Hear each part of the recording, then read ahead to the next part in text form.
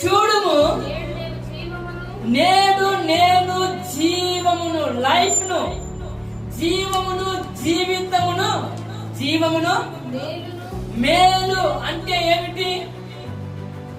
మేలు మేలు మేలు అంటే ఉపకారము, మేలు అంటే సహాయము, మేలు అనగా చేయుట, మేలు అనగా ఆదుకొనుట,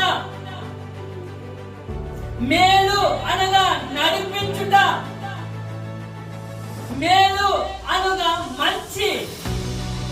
దేవుడు నీ ఎదుట, నా ఎదుట, మన అందరి ఎదుట, మనుషుల అందరి ఎదుట ఏమి పెట్టి ఉన్నాడంటే జీవమును పెట్టాడు.